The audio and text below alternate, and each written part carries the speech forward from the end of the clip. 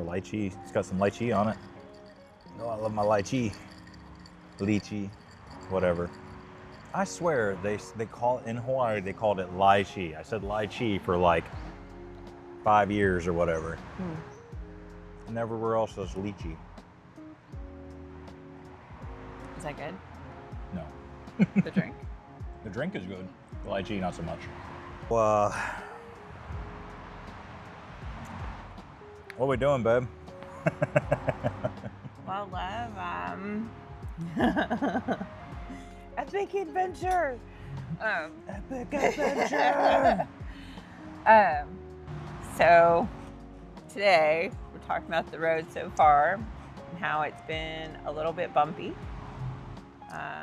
Most definitely. Yep.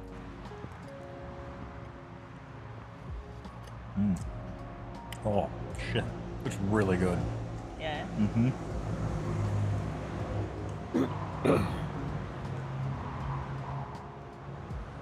So, this isn't a food review, but this place is awesome. We'll show you the pictures and stuff after, but this place has always been really good. The menu's a little small. We'll show you how they decorated for Christmas and stuff. Like I said, the menu's a little small, but the coffee is always amazing. The drinks are always amazing. The service is always amazing. And the food that they do serve is always delicious. Oh my God, just that tiny bite. Yeah. Wow. Yeah. So, you guys probably have questions. What happened? What are we doing? So, Just to kind of bring everyone up to date on the loose plan that we have and our journey to this point. to moving to Southeast Asia and how that's gone and why. So, back in November of 2024, a couple of things crossed our radar that had us concerned for the direction things might be going. We took a trip down to my parents' house and showed them a few things and let them know what we thought was going to happen. And we talked to a lot of our friends and family back home and, you know, explained to them what we thought was going on. And we started planning. And this is kind of the culmination of that plan, I guess. Yeah. You know? Yeah. Or the start of that plan. So the plan was, So the plan was to decrease belongings at home, which for Eric, fortunately, he had already done this once. It was a pretty loose plan. Pretty loose plan at first. Those of you that know me out there in the real life, you know, I've always kind of wanted to move overseas. It's been my goal for, 10, 15 years now, is how to get there, how to make it happen. And the things that we saw happening in 2024 really pushed our hands and kind of made us say, okay, yeah, now's the time to go ahead and pull the trigger. So he's like, yeah, that looks like what's gonna happen. And even to now, I don't feel like anybody really took it seriously. That's fine, People got to make their own way in the world. But for us, we wanted to be able to just, travel and see a lot of these things that you would call once in a lifetime things, but they might not be. They might no longer be able to be seen in your lifetime. We want to be able to see them and experience them before that happens. Figure all that out and we decide, all right, it's time to pull the trigger. How do we do that? And the next 2 years were filled with... Downsizing. Were they? Not really. Procrastination. Procrastination. Yes, I was working on downsizing, but it was going really slow. Really slow. I think I had one yard sale myself, but between work and other commitments. It was very difficult to like, and honestly, it's hard sometimes to go through your life and like the stuff that you've accumulated over your life and figure out what pieces of that you want to keep and what pieces that you're gonna sell or give away. And that's the difficult part. The procrastination, for me, a lot of it was just really trying to take the time to, I guess, let it sink in that like, yeah, no, this was really happening. So the procrastination for me, a lot of it was, oh, we've got time, until we didn't have time anymore, it felt like. And I know personally for myself, for the longest time, I was stuck in that waiting for the perfect moment thing. Like, oh, this shoe is gonna drop and then that's gonna be our sign, we gotta go. And I would turn to Laura and I would say, hey, if X, Y, and Z happens, we're just gonna have to leave. If this happens, we're gonna have to just go. And those things tend to move goalposts, if you will. You know, it's always like, oh, well, this thing happened, but it didn't happen quite as bad as you thought it was gonna happen. So it's okay. So then the next thing happens, and then the next thing. And it got to the point where everything was just getting so spooled up that we finally just had to, we literally couldn't procrastinate anymore. It felt like we were out of time, 100% out of time. And I think that is probably what contributed a lot to just the abruptness of how fast we got everything done and got out. So I feel like when we were procrastinating, it's like, oh, well, we'll take this seriously in like a month. Like you were saying, it was like specific things. Okay, well, this is going on. If this and this happens, then we're leaving.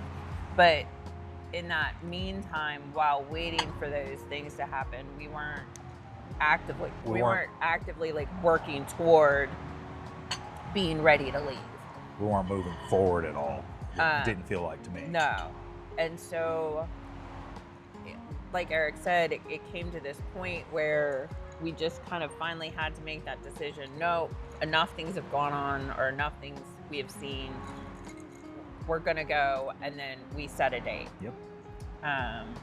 We set a date, and then we bought tickets. And then, so it was all working toward, everything had to be done by the time we left, obviously. And it was what? I think we basically ended up giving ourselves like 2 months. It was 2 months.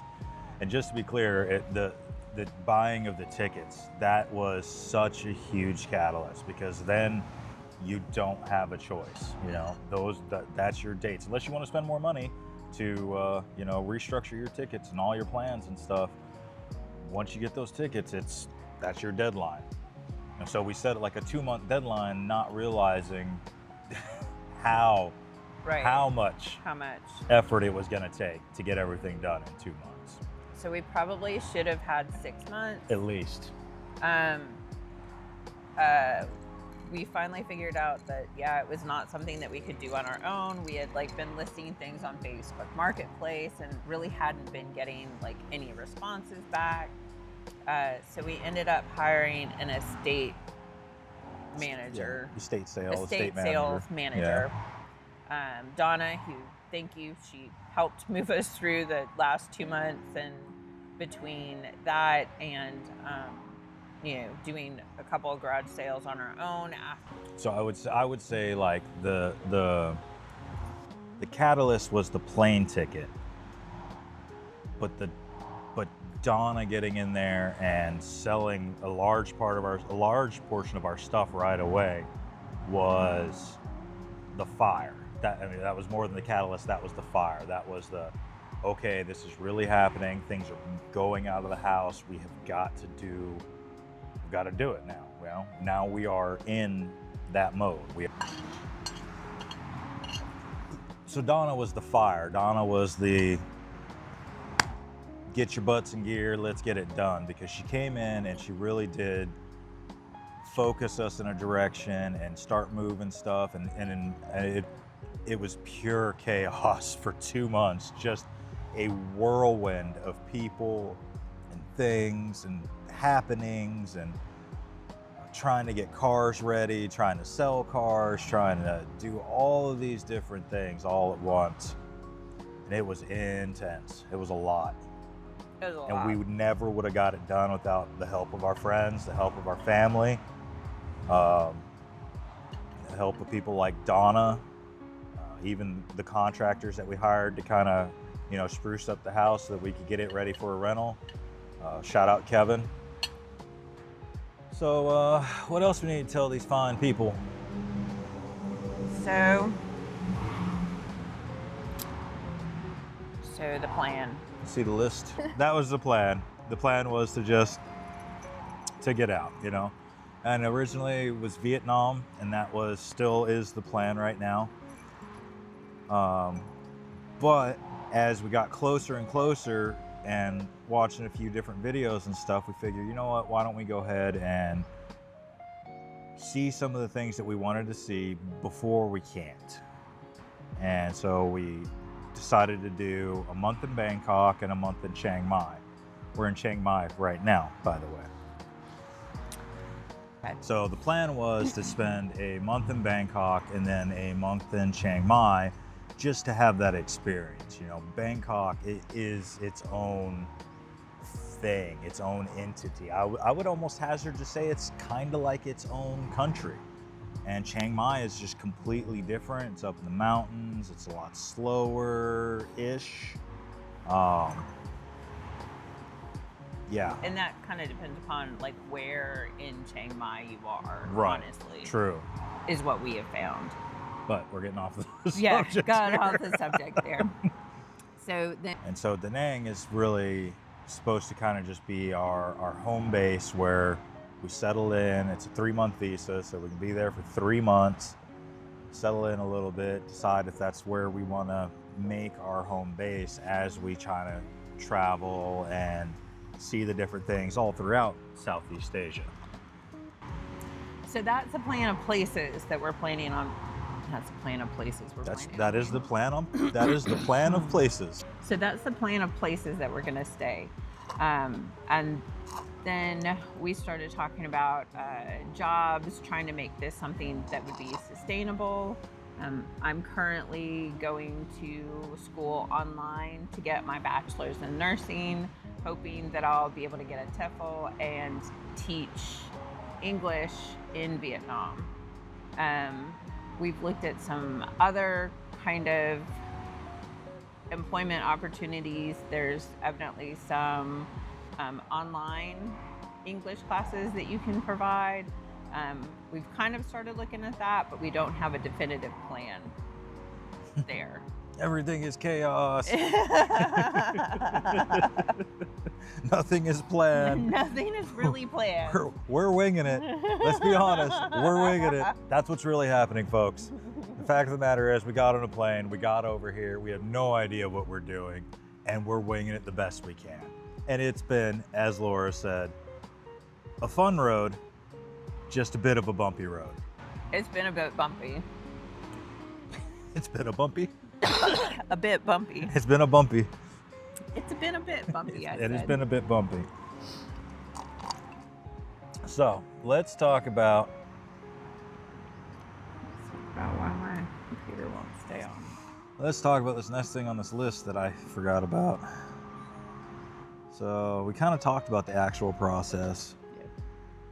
So just to kind of break down the actual process of moving out, once we hit that two-month mark, the easiest thing that we found, because we tried to sell online, we tried to do it ourselves, it's hard, especially when you're in a constrained timeline. The three biggest things that we did that really helped us out, and you know, you got to spend money on it, was hiring a estate manager, or estate sale manager, if you will, Donna. Absolutely Thank you, Donna. amazing. Thank you, Donna. Wonderful. She got all her stuff out of the house, so that was great. Hired a contractor once everything was out of the house, and he came in and just did like what you consider a rental refresh, right? Just paint, and, you know, hang some things, make things nice, make things neat. Got all that done. Shout out Kevin. Thank you very much. Couldn't have done it without you. Wonderful job. Wonderful job. And also, you know, Laura's parents, Laura's brother, they helped us out so much with everything. So that was also really amazing. And then, yeah, the actual just getting out process, getting everything out of the house, getting everything ready to go, and then getting gone.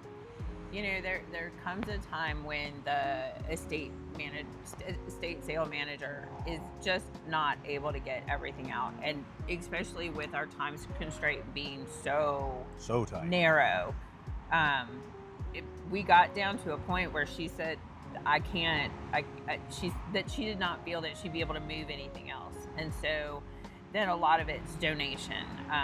We ended up donating to, what was it? The Archdiocese in Diamond Head, and what was the name of that? I'd like Goodwill.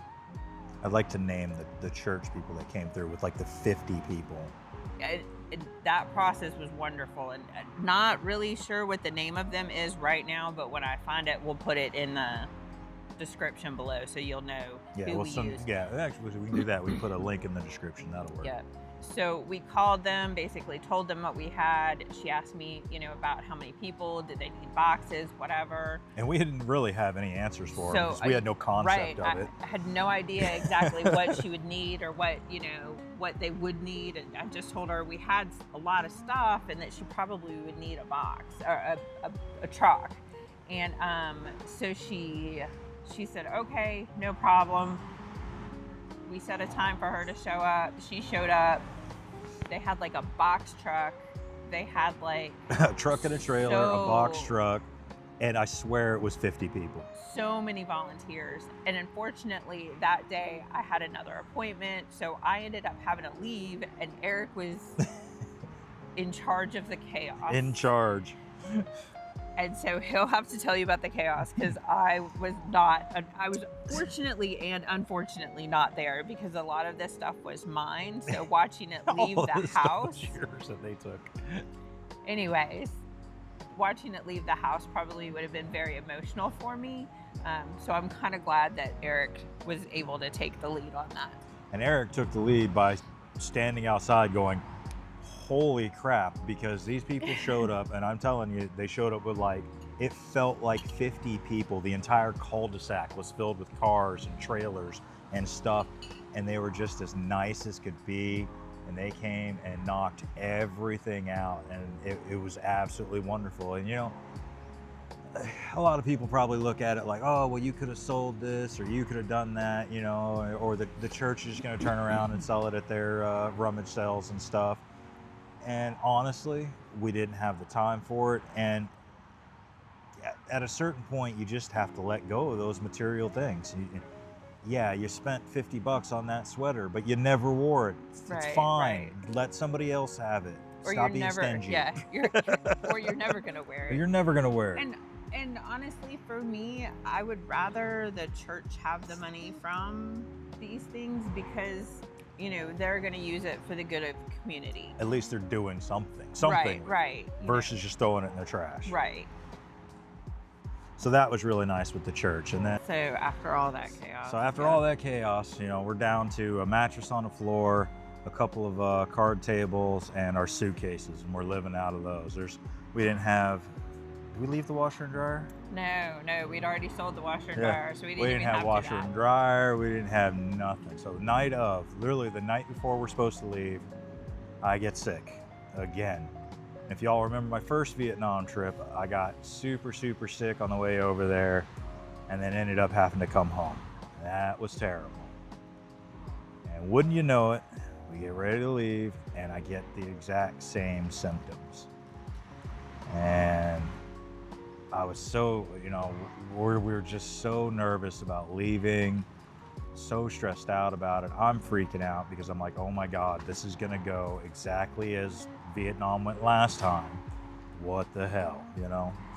And I mean, between that, the fact that the last several days we probably didn't have a lot of sleep, like our sleep schedule was Sleep, all eat, drink, anything, because we were just go, we go, were go, just go, going, especially that last week. It was just go, go, go. It felt like we had planned from the time we woke up until the time we went to sleep. Like he said, we had like a mattress on the ground, and we had a couple of tables and our suitcases, and that was it in the house. So we start going through the house. Eric's not feeling well at all. We're walking through the house, just kind of trying to do a last walkthrough, see if there's anything that we missed. And funny story, they had put the stairs up into the attic. And so Eric and I are trying to pull down the stairs to the attic just to make sure that, you know, hey, it all works. You just verified in our own minds. We cannot get the stairs down. So then we video it and we send it to Kevin. And bless him, he came back and said, it's because you have a bracket, and the bracket had brackets that were attached to the wall to like hang tools on that you can move. It was one of those slidey rack ones. Well, I had slid one of them over and it was blocking the stairs, and we were so tired we didn't even realize it. Yes. I felt like an idiot. Thank you, Kevin.